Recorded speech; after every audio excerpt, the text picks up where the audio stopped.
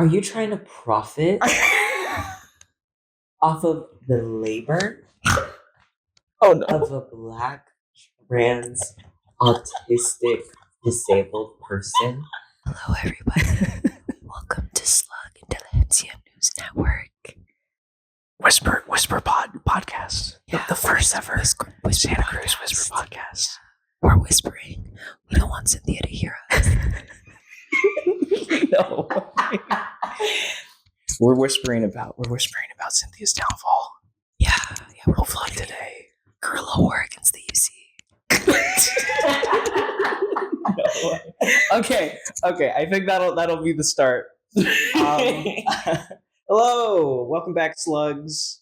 Hi, slugs. Yeah, hi. Today we have a special guest, very popular on the posts that we've had so far. Oh my so God. I thought, look, you're micro celebrity. We love to see it on campus. Micro celebrity. But we're in deeper. We're going to be in deeper conversation with Aamir. I just want to first welcome you to the podcast, but I also wanted to prompt you with a new kind of section we're starting, trying to be a little more official podcasty segmenty kind of thing. I'm calling I placeholder name for now. We'll probably come up with something better Slugs Inn, as in like a inn where you would stay and feel comfortable. I wanted to highlight some of the places that slugs feel are important to them as students that come here. Everyone kind of has their own, but what is yours, Aamir? Well, first off, thank you so much for inviting me to be a part of the podcast. Always happy. And thank you so much for hunting me down for the street interviews. Those were really fun. And I'm also sorry for going on this really long tangent rant. No, I think because I think it's important that the student body has opinions on stuff, and that opinion is recorded, and it diversifies more than I don't really know what's going on campus right now, which is it's fine, but I think we need more opinionated people on this campus because people don't like talking. So it's good to have people who want to chat. Is that incorporated into this space you agreed to introduce today, in terms of having a place to express yourself and kind of actually, yeah. So to answer your original question, right now we're in the C9 and JRL ABC Lounge, which is a space created by and for African, Black, and Caribbean students here on campus. And yeah, it honestly, this place saved me my first year at UCSC. It made me feel like there was some place that I could go that was home. And it ended up being a sort of watering hole for all of the Black students on campus looking for a place to be. It's also just by nature a third place, or a third space, which is so important. We're running out of those nowadays. Exactly. Actually, speaking of which, I was just having a conversation with another one of the slugs on campus, and they were saying something along the lines of there are three locations. There's the place I sleep, the place I work, and the place I eat. And not even accounting for where they would spend their leisure time is an actual third place. And I think that's a sentiment that's shared by a lot of slugs, in that they don't really feel like they have a non commercial space to use in terms of just enriching their minds, and instead of putting everything towards their career or towards some sense of capital. You know what I mean? Exactly. And even though this space ends up getting used for a lot of people in terms of studying, in an environment that feels safe, or sometimes certain meetings will be held in the front room, it ends up being a space where people congregate to socialize and to be together, or where people go to get a breath of fresh air and be in a Black space, even if there's not other Black people in it. So and you can't see this because the camera's there, but we have a mural on this side We'll put up video of Okay, it yeah, around yeah. after we'll film that, but it is very nice. Yeah, well, I forget the name of the artist, but the artist like came in here and was like explaining it when the ABC line was like first launched. And then we have like a whiteboard where we write up like different events and things like that. And we have a little thing on there that says this ain't a trap house, it's a trap home. Which reminds people that like because this is a space that only we have access to, that also means we need to be responsible in its upkeep. Mhm. So a lot of the things that you see around in terms of decor were things that students individually added or different programs individually added. Mhm. So a lot of this artwork over here was like donated by students and a lot of those like records as well. Mm. So we have a record player and we like put on music and things like that. We have like different books in our bookshelf.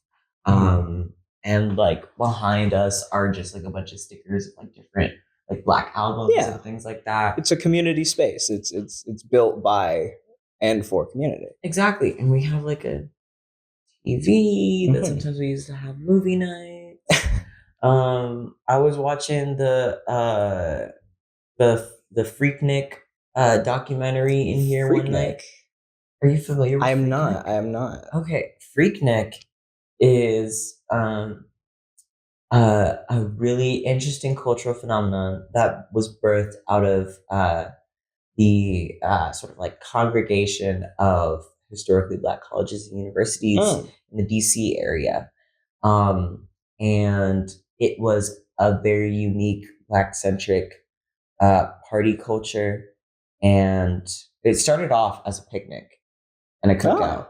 And then it evolved into a gathering of like a bunch of Black 20 somethings from across the country would like go there and like meet Oh, like people. even outside of the university space? Exactly, Ah. yeah. And then it evolved and it became like one of like the biggest like block parties in the US. It Damn. was pretty big. It was for students who couldn't afford to return home for spring break. So they just like congregated Ah. and they had like cookouts and picnics and things like that. And yeah, then over time, it evolved into its own sort of like watering hole for Black 20 somethings to mix and mingle and party and find love and just Ah. be incredibly visibly Black in the city of Atlanta. And eventually it like evolved and escalated like over time as it became more and more popular. Like to the wider community. Yeah, yeah, Mhm. Mhm. yeah. I mean, it is saying something that uh it was the community around the university that provided a space and resources for college students rather than the university provided. Exactly. Like it really emphasizes how much the places like UC Santa Cruz don't really uh consider building anything really. It seems like they build a lot of stuff that Everything that exists on campus, and I can only speak for resources for African, Black, and Caribbean students on campus, but everything at this university that is built to and actively supports the ABC community on campus was something that had to be fought for. And it was oh something that had resistance against the university in building. It was something that, in a lot of cases, had to be protested for. It was something that individual staff members who had the best interests of the Black student body at heart fought for. So, for example, like mhm. funding for the African American Resource and Cultural Center got slashed by like about 85% this year. Mm. In Oh, order to was make way for money for cops. Because the UC ooh, spent however hundreds of millions of dollars they spent on cops during a budget deficit year. bit of an L. Sorry. Yeah. So Okay, because that was one of the bigger stories that we were discussing when we did our on the ground stuff and that recently. was the case for all the ethnic resource centers as well. And like there's so many like the community and the support being built. Like here's the thing. the ABC Lounge wasn't something that the university was like, oh, let's make a lounge for ABC students. It was one of the old ABC housing mentors gave up her own office when she quit Oh, in order for this to be turned this was an into a office lounge. space Yeah, before. this was an office Oh, space. okay. And it was individual people being like, let's make this into a Mhm. community space. Like, let's make community. Black grad, that wasn't something that the university sponsored. That was something that the AARC had to fight for. Mm. Like, so Mecca and SOAR and the idea of being able to like create your own like your own like clubs and have funding for that, that was something that was fought for by the BSU. Mm. Like that didn't always exist. E squared didn't always exist. Um, like all of these retention centers, like the amount of leverage that the student union assembly has in university politics, that was fought for by BSU. That's why the big five organizations are the big five organizations. Mm. And like the African American Theater Arts Troupe, that was something that was fought for by students and had to continuously be fought for year after year in order to remain here. And when you don't fight for it, you end up like the camper park Exactly. that got taken down around July. Like even even in like the CRES department, like the CRES department is getting like funding slashed. You have individual professors that are being attacked and harassed by not only the university, but also by like independent third parties and things like that for their stances on Palestine or Mm. like ethnic studies in the first place. And it's absolutely ridiculous to the point where you have professors who are fighting like these three-way battles dealing with like individual like defamation lawsuits and pressure from the university while also like teaching and organizing and like being pillars of their community. Mm. And yeah, like even the student led courses that we have, they're student led for a reason. Our most like engaging political courses that are rooted in student praxis were created by students and run by students.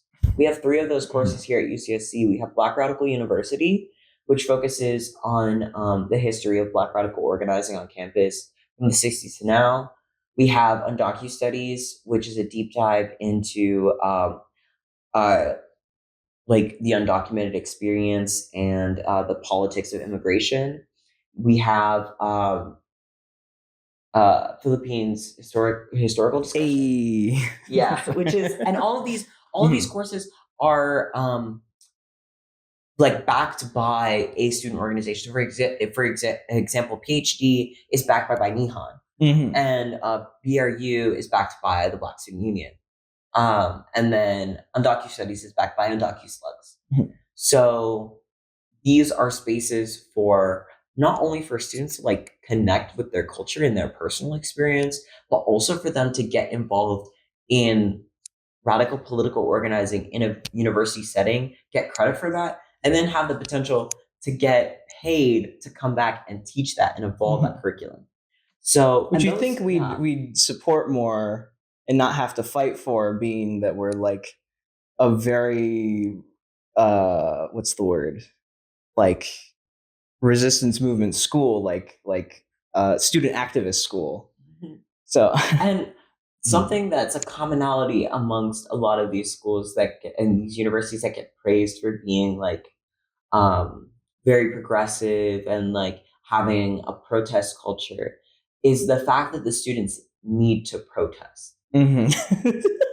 That says more I about never thought about it that way. that says more about the institution that you're at than about the student culture. Yeah. The fact that, and a lot of students who are here, they don't just want to protest to want to protest. If you're in survival mode, that is your only option. So like Berkeley, for example, here, for example, the UC, most of the UCs, for example, the ones that have really heavy protest cultures are the ones that have like the worst student quality of life. Oh.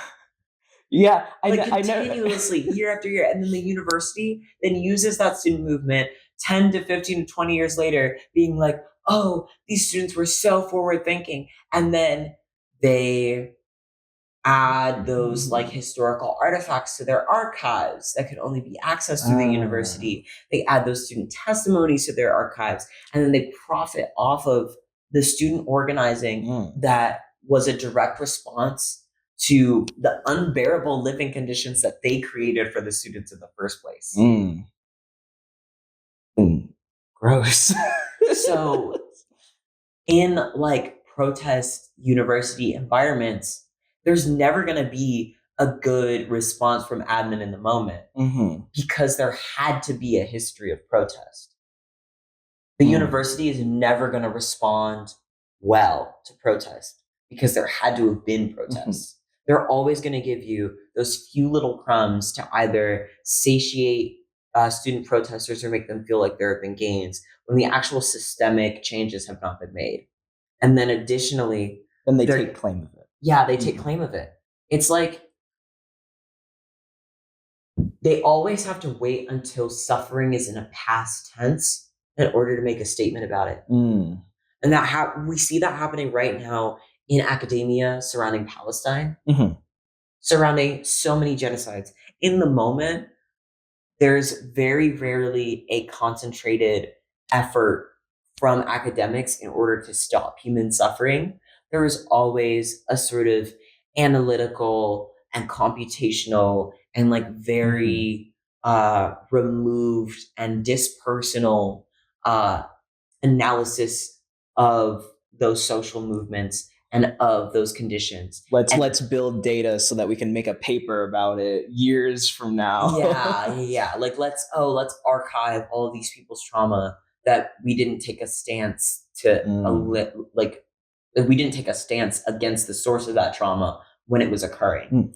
Oh, that does bring up a very good point because again, while we were doing the ground research, there was somebody who we interviewed that didn't want to be on record, but they did say that in terms of finding people who are willing to discuss, not even just faculty or people higher up like the regions or whatever, just normal people on the ground either hold their stances close to them or they don't talk about it at all because our school especially has such a deep connection to the tech sector.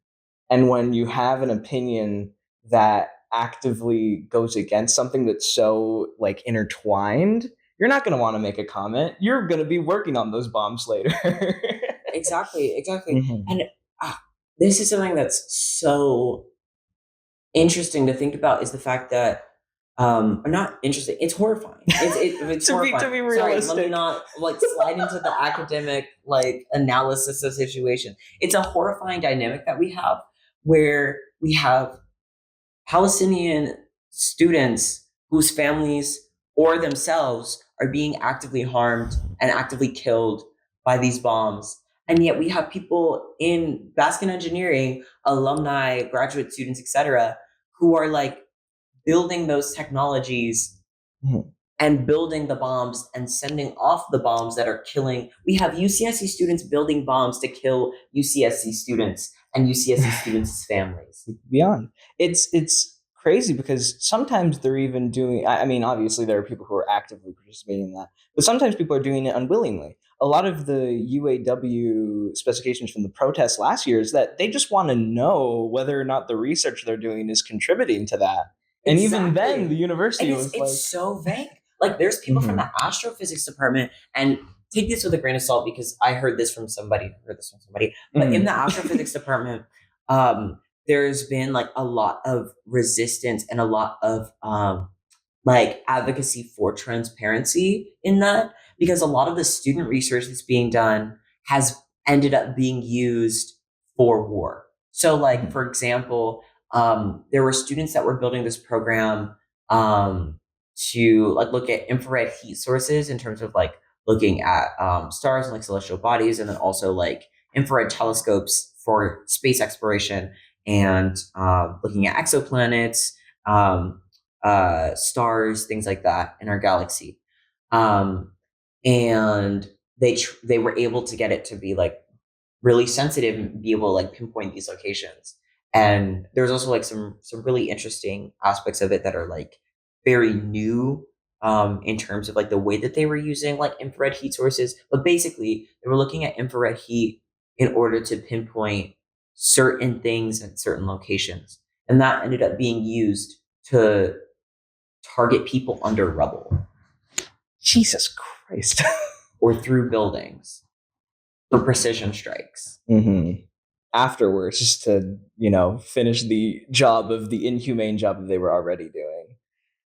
That's really and then the fact that our university is so connected to that is like, that's direct, tangible, like, knowledge that people don't ever hear about, because people don't want to talk about that, because people have to get to class.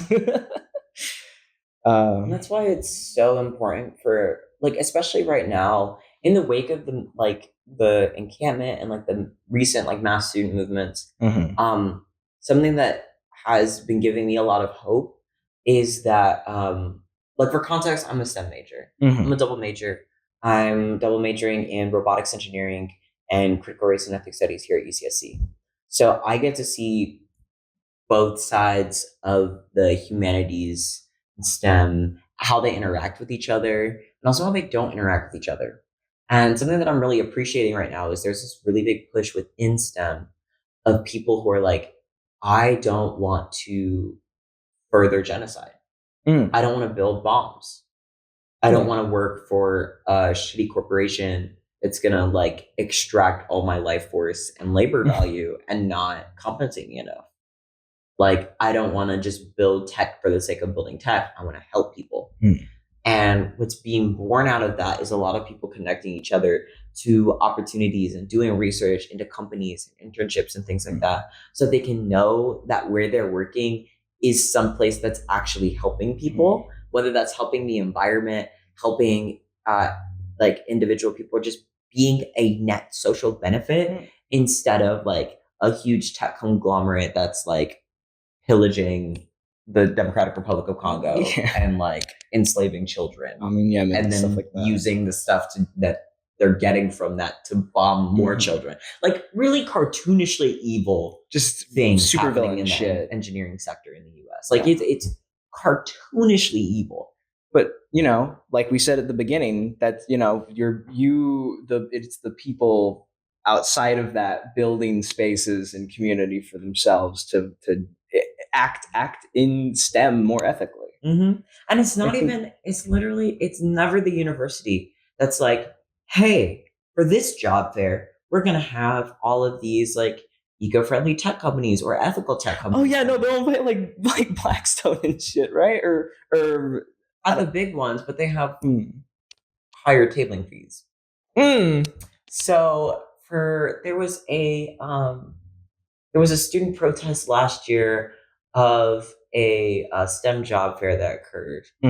And heard about this. Yeah, basically there was, I'm forgetting the name of the laboratory, but like we can like add it in. Yeah, if you remember. If not, but there's this lab that the UC partners with a lot, and a lot of their research ended up being used for some not so savory things, and was like connected to things like fossil fuels, and then also like the desecration of monkaS and like all this stuff.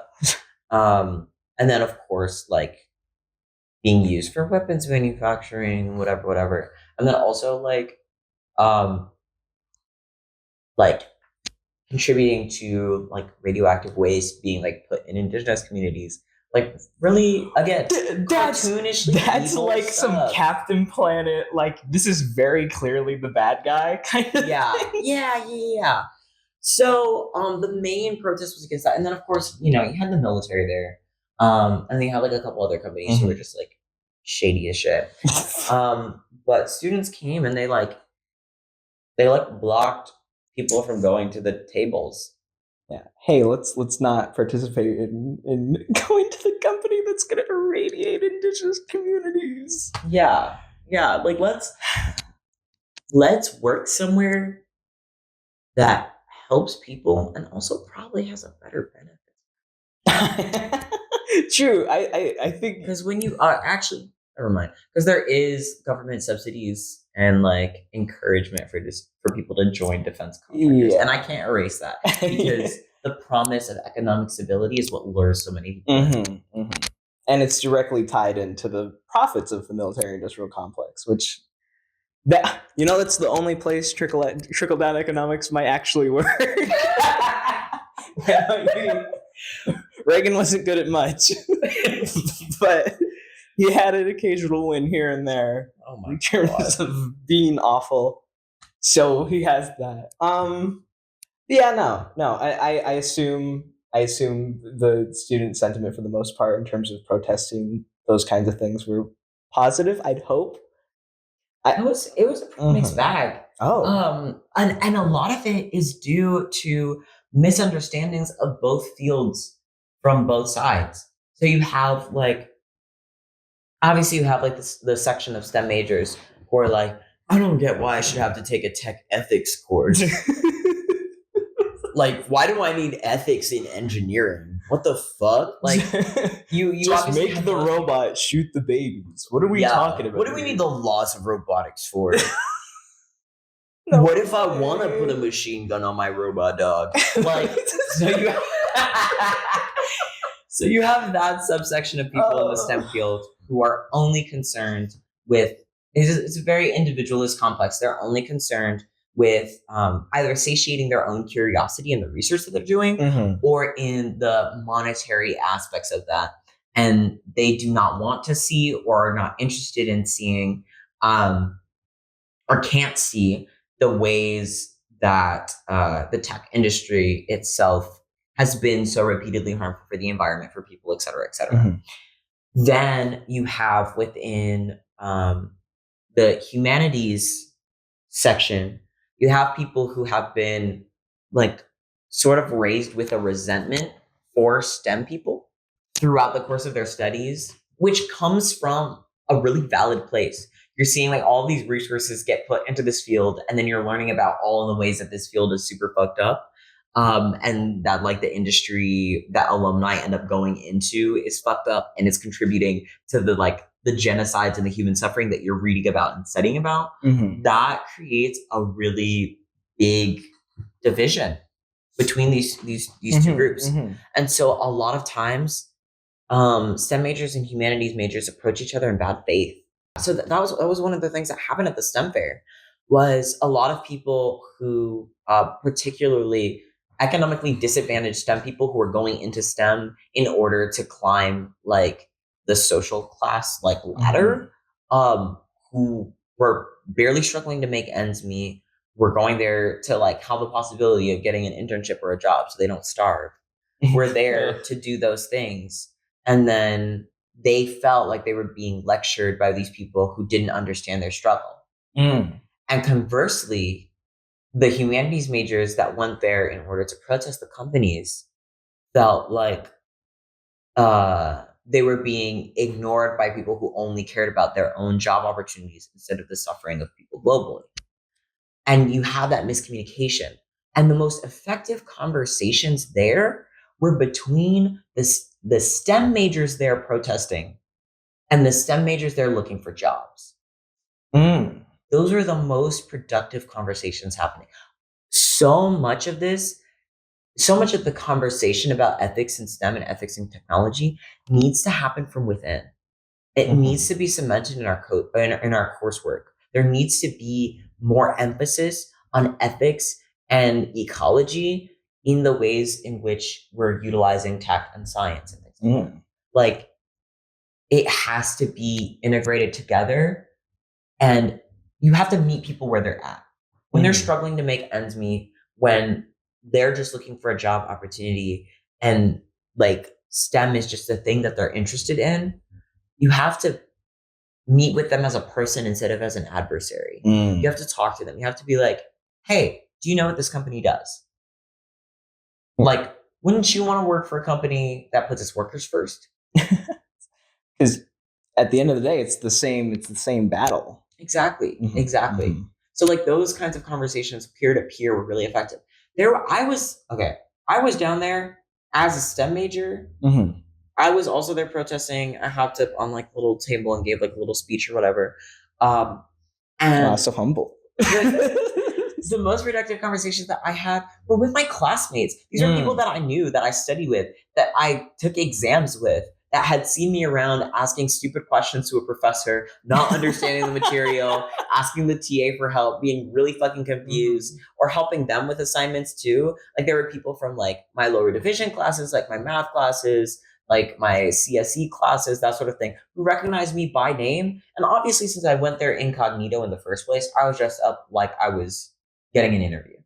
So they saw me there as a peer instead of as an adversary. When I hopped up to give that speech, they listened because they trusted that I wasn't just trying to attack them. That was able to get them away from their own fight or flight. The inherent connectivity of community. Exactly. Again. Into a space where they could listen. And that was the most effective. Well, shit. That was really good. I don't know how to follow that. that was very, because I don't think, like you were saying, I don't even think many people take consideration of the humanities into STEM related fields. And do you think that this is a little dumb, but do you think you can go the other way around? Like people who do the humanities can kind of learn more, because I feel like a lot of, as a humanities major, we're very opposed to STEM.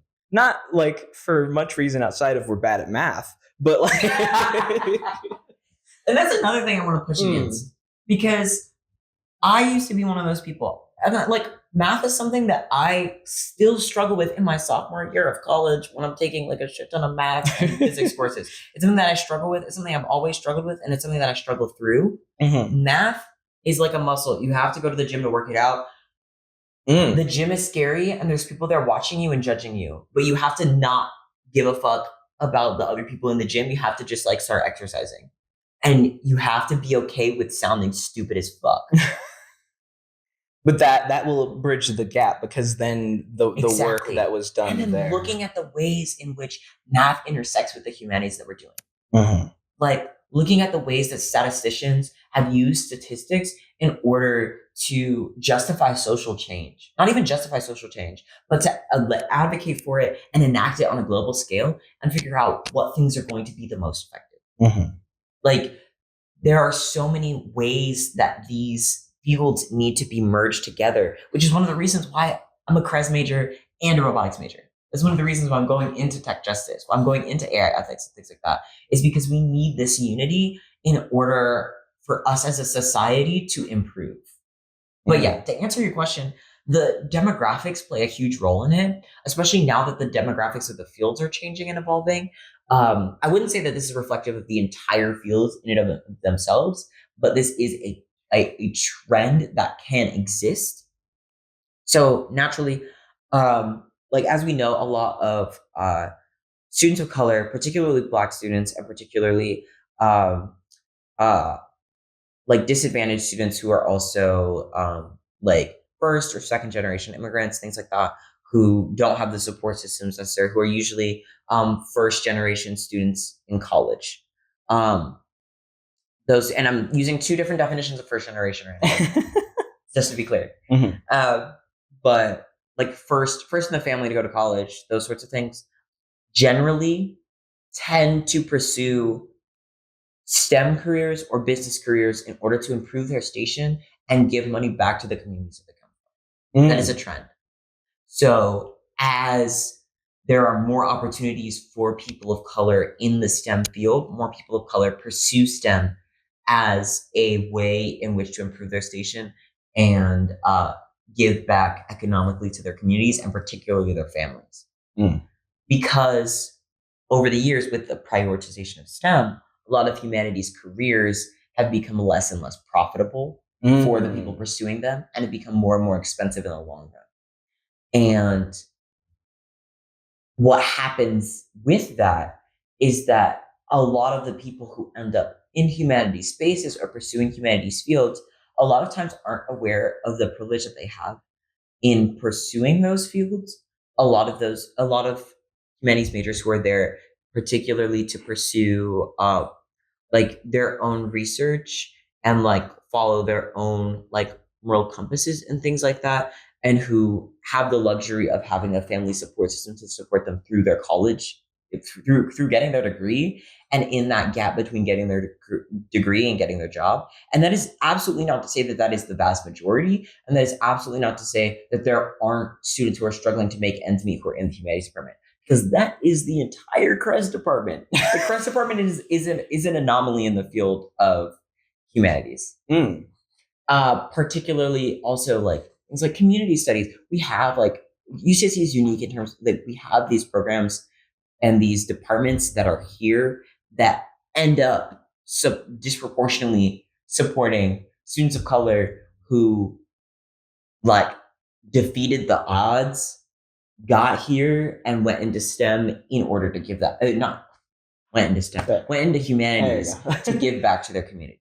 So there are these opposing forces that a lot of people aren't necessarily aware of within each sector that a lot of times need to be understood in order to advocate about political issues to people. I think a lot of people underestimate how radical other people already are.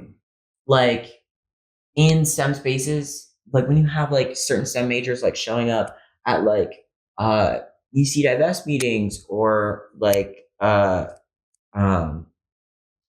in like SCWU or in WISC or spaces like that, people don't expect it.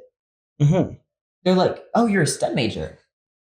Oh, I thought you were in CRES, or I thought you were in sociology. I thought you were in politics. I thought you were in legal studies. And a lot of times it's due to the station that they come from and the reasons why they want to pursue a STEM career, that they're in those activism spaces in the first place, and why they feel a draw to them in the first place. Because again, you have like Black students, Indigenous students, first generation and second generation immigrant students, first in the family to go to college, economically disadvantaged students who are all viscerally aware of the ways that their oppression intersects and are still here and still pursuing a degree in STEM, regardless of the difficulty in that, the higher up it goes. And they're doing that anyway. A lot of us STEM majors are some of the most radical people you'll ever meet. But you won't know that unless you have a conversation with us and you see us as equals instead of as adversaries. And the same goes the other way around. Well, yeah, again, I feel every time I go, so campus is pretty bad, right? And you put out the most like diverse deconstruction of like I'm just okay. I am a D1 yapper. Okay, I'm a D1 yapper. If yapping was an Olympic sport, I would bring home gold every year, every Olympics. I would be up there with fucking Simone Biles, like. I'd be drowning in drip from the Olympics, from the Yapper Olympics. lesson of this pod. Talk to your STEM. I have so many opinions, and I'm sharing all of them with you right now because I love you. Mwah. Oh, is that gonna be our cold open? The open. Wow. So we're just gonna get more unhinged as this goes. I need you to know that. For those listening, I am. Oh yeah, I'm being put on Let It Shine, the Disney Channel original. I'm such an introvert, but I try so hard to come off as an extrovert. So instead of getting louder the longer I talk, I just get weirder and like mask less. So I come off as more autistic the longer I talk. But who's to say that isn't good content?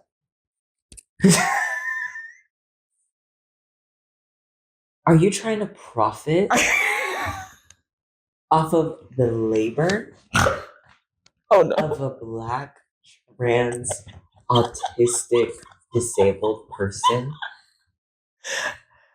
This is, but you're them. Oh my god. Anyways, we're back. Hi guys. We went on a full. I was trying to figure out the clip. We never got there. There were some technical issues, but the general idea was that there are some students out there who are just like from one of them. I brought up like most of the on-campus issues, talking about like the deficit and affecting student programs. And the first thing I heard out of the guy's mouth was just like, "Yeah, I'm like a transfer though, so I don't really, I haven't seen any of it. I don't really care." They just had no regard for anything else that was happening. They were just so okay with the idea that like, well, I'm fine though. Oh, one of the craziest things that happened while I was out is that early on we were sorry, I don't know why I felt I had to. We on the if you've seen me around campus, we have a whiteboard. The whiteboard has a list of topics that people can nominate to discuss. We ended up having to take off any mention of Lebanon, Israel, Iran. There was a guy that we went to who basically we were like, "Hey, do you want to do an interview, student interview?" And then he read it and he saw the first prompt and he was like, "Oh, but I'm taking a class on anti-Semitism though, so I'll be right back." And I'm like, "What do you mean? What are you talking about? Like the first I'll be right back. I'm the first What did he mean by that? like the first thing that came to his mind was he saw the words like the victims of Israel and then the words Israel and he went, "I'm detecting anti-Semitism on this whiteboard. I'll be back. I'll be."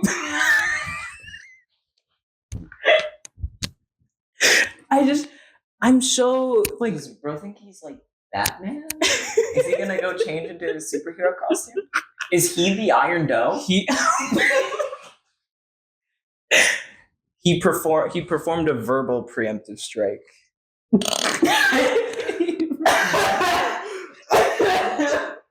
He was Oh my god. entirely unprovoked, by the way. Anyways, but I think okay.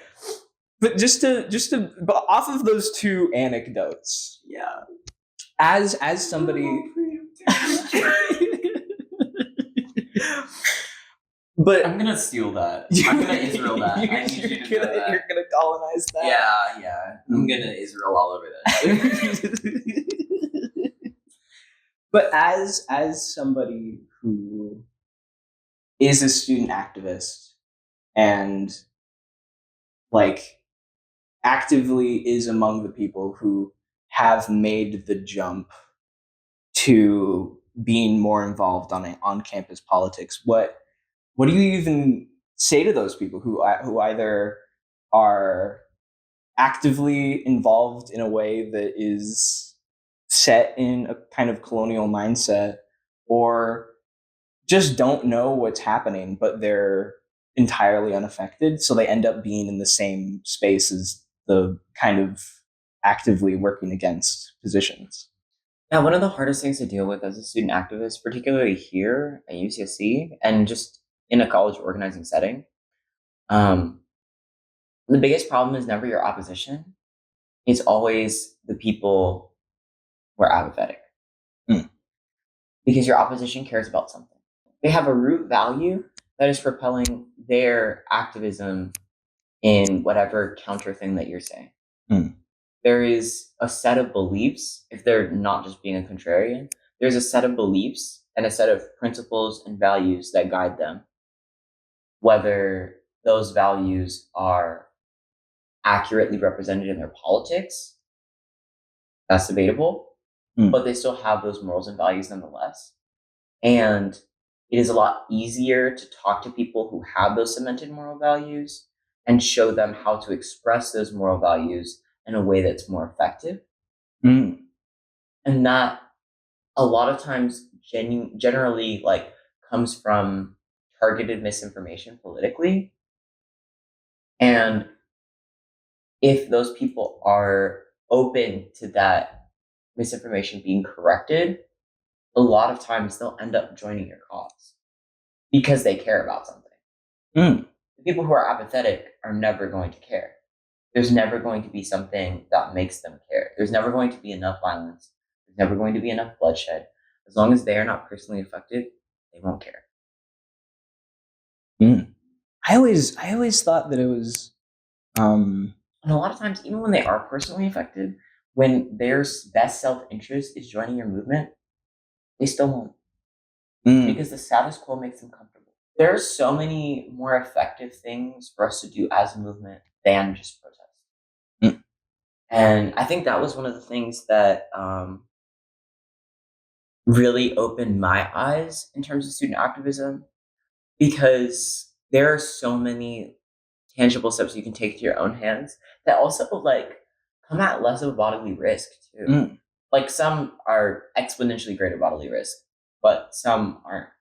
Like the kinds of people who are able to be in spaces upheld by the status quo and not be seen as an outsider in those spaces, and yet have the politics and have conversations with people and meet people where they're at and bring and radicalize them to certain issues. Those are like really effective tactics for movement. So in terms of something like the encampments People's University or Not like even the that. teachings? Like the people who, like, there were a lot of people like when the encampment first started who would DM me on Instagram and they'd be like, "How can I help?" And it would be people who I'd never seen at a protest before, I'd never done anything, whatever. And that's not like a moral like judgment of these people. It's just that is just an action that they hadn't taken, and that says nothing about their moral character. It just says that either they were focusing on getting food or housing or a plethora of other issues. They were focused on like leaving abusive relationships. Like they were focused on staying alive. Like all of those things. But there's still a part of them that cares. And that part that cares is the most important. And the fact that they reach out and they're like, "How can I help? What do y'all need?" My response was always talk to people about this. Make it something that people can't ignore. Talk to your friends about it. Talk to your professors about it. Talk to your colleagues about it. Talk to your partners about it. Like, talk to your family about it. Like, talk to people who trust you about things. Meet them where they're at and show them why they should care.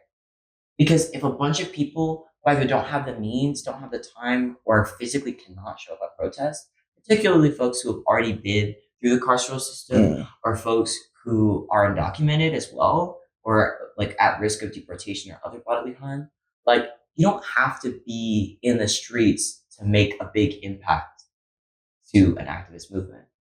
It can be just as much of talking to people and getting other people radicalized to be out there. And that's mutual community aid. That too, helping people. Yeah. Like care work is the thing that keeps movements existing. If care work doesn't exist, the movement doesn't exist. So like the people at the encampment that were like cooking food and like organizing like food donations and like toiletries and first aid and like all that sort of stuff. That was the only reason why the encampment was even able to still exist. Like the people who after like UC Divest demonstrations or whatever, who they would like open up their house and like feed everybody. Those are the people those are the reasons why the movement still exists. Because it builds community, but also you're taking care of people's needs and ensuring that they are still able to fight the good fight. Because if you burn out, what are you going to do? That actually does. And we're gonna try this again, but I do have a clip. Now that I think about it, I don't think the clip actually works with the.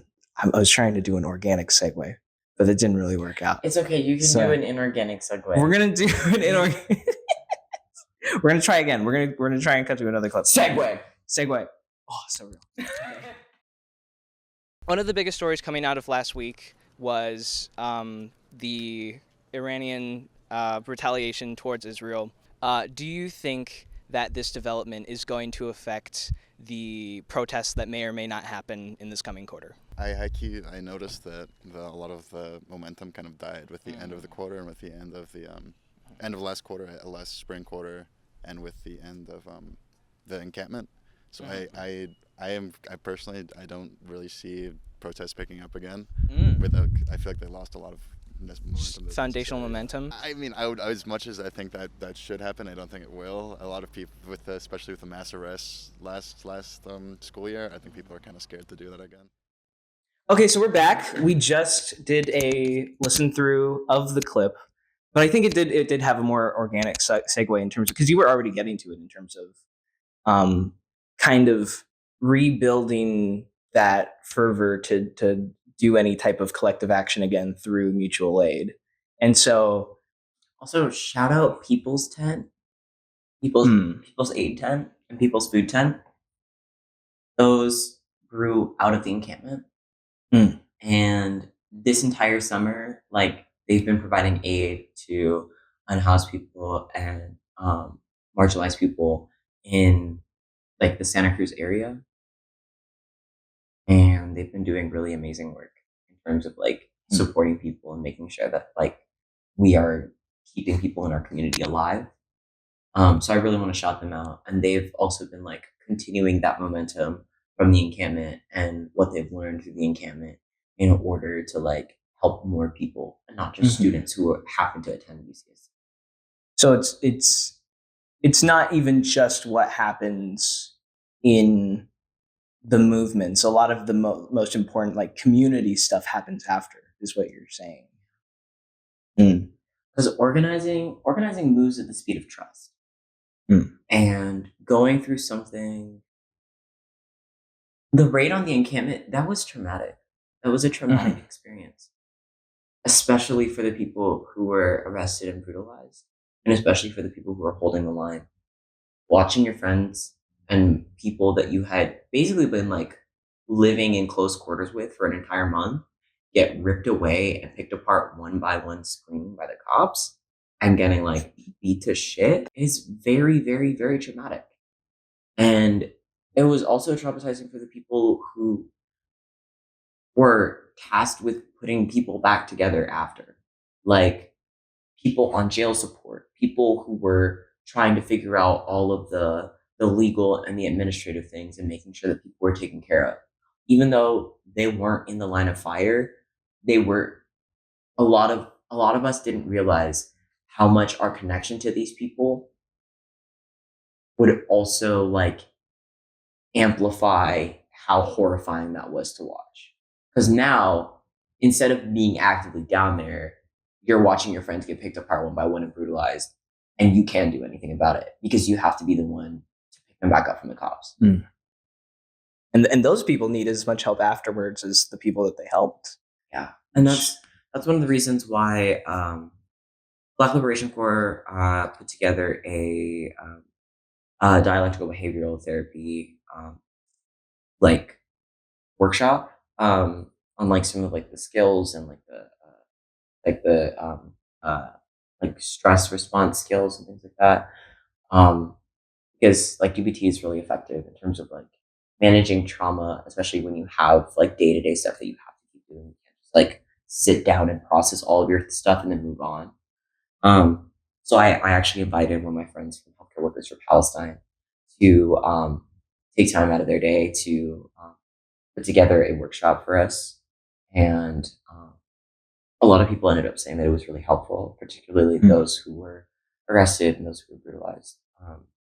And it's the little things like that, building those connections, getting people the care that they need, that fuels me for this fight, is making sure that like I can be on the lookout for ways to help people, even if I can't do anything about the reason why they're hurting. Like, even so much as just like going to the grocery store for people, or like washing people's dishes for them, or like helping them pick up their room afterwards. Like, it's the little things that add up. And a lot of times the whole, are you okay? Is there anything that I can do to help? Does more harm than help in those situations.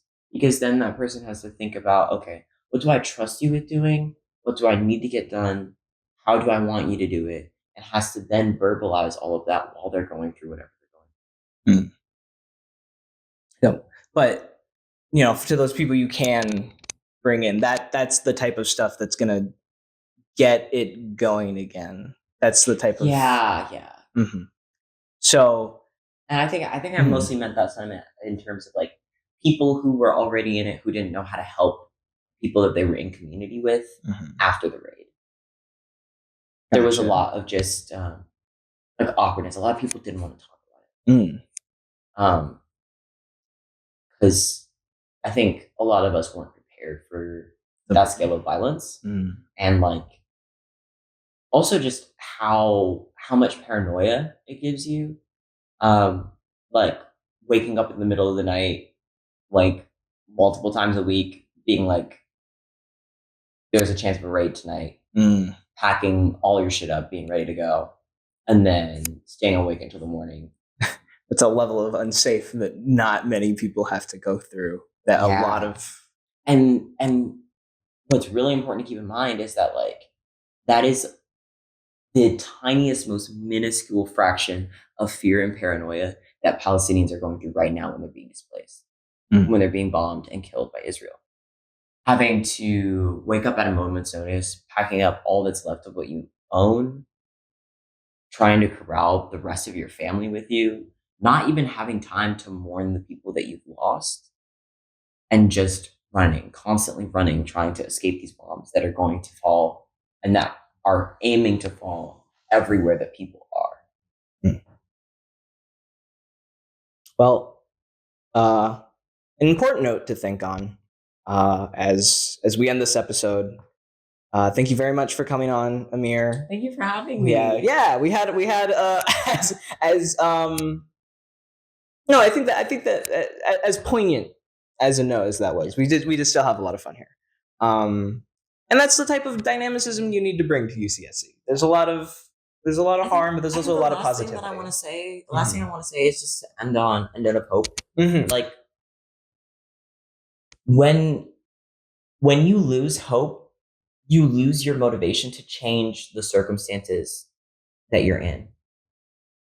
When you give up and you say all is lost, nothing that I'm going to do to contribute to this movement is going to help. Like nothing that I'm doing is change the lives of people in Gaza right now. That's going to convince you not to do anything. And not doing anything is worse than doing something and it not being enough. So like, especially right now in the belly of the beast, in the imperial core, we have a responsibility to keep acting up, to keep acting out, and to keep shaking up the political environments where we're at in order to help people around the world. And we're in a capacity to do that. And I just want to say that I am so proud of everyone who has participated in the student movement and the student struggle for any issue. Like, thank you for using your voice, and particularly to the student intifada at UCSC and throughout the UC system. I love you. No. Please go to sleep at a reasonable time. If I see another fucking signal message at 3 a.m., I am going to your house and I am forcing you to pop 2 Benadryl. I'm injecting you with melatonin against your will. Go the fuck to bed. Take care of yourself. Please take care of yourself. Please take care of yourself. Because if you, and this goes to any student activist, protester, whatever, any marginalized person who is existing in a context, is existing in an environment that actively wants them to stop existing, you have to take care of yourself. You don't have to do anything else. You have to live. You have to keep living. That is your only responsibility. Keep living and keep taking care of yourself and make sure that you're able to make it to the next day. That's my big thing, because we have the capacity to change the world if we have the capacity to have the capacity To stay- change the to world. stay awake. Yeah. If we all burn out or die or get arrested or incarcerated, there's no movement. Well, from what I can see, the student revolutionary movement is live and kicking. So with that, We're still here. Yeah. So with that, we're gonna sign off. Okay. So Bye, everybody. see you around. Love you. We might put a funny little thing at the end. I don't know. Stuff happened. See you around. Hello, UCSC students. I love you so much. Please visit the ethnic resource centers and get resources. We have a food pantry and a farm. Let me put y'all on game. We have a farm. There's no cameras in that bitch. You can go in and steal food from the farm. In fact, there is a cooler specifically made for you to take food home. But if you don't like the food that's in the cooler, no one's stopping you from stealing food from the farm. We can just Steal food from the dining halls. Bring a backpack. We can make this part of the pod if you want. We can just... Yes. Yes. Okay, wait. Let me put y'all on game. Steal food from the dining halls. Walk into that bitch. Have a backpack with Tupperware containers. Go to get your food. Put it on your plate. Put the food that's in your plate in a Tupperware. Go and get more food. But space it out so that you are there for a long enough time to justify the amount of plates that you're eating. And also do this when the NPR in College 9 JRL Dining Hall is open. Steal food from dining hall. Put them croissants in your purse, bitch. Take that fucking food home. Fill up your water bottle with cranberry juice. Do whatever you need to do to squeeze every last penny out of this institution. I agree. I don't know what you're saying over there, but I vouch for it. I'm putting the freshies on game.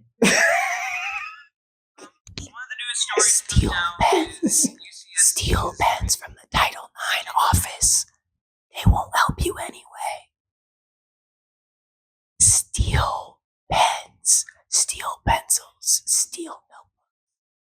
I am not advocating for crime in any way, shape, or form. Wait a minute. This is performance art. This is performance art. However, if you were to hypothetically go into a true bookstore and steal your school supplies, I would not stop you. I would not tattle. If you were to pirate your textbooks, Okay, that one's real though. That one's real. Do that. Yeah. I'm Please pirate your textbook. Pirate your fucking textbook. Everyone should. Please pirate your textbooks. Okay. I think. Okay. Yeah. The phone. Sorry, I'm getting way too into this. Oh, fucking Jesus, that's so funny. If you have a fucked up room situation, talk to your RA about it. They love drama. But also, it's literally their job to fix the situation.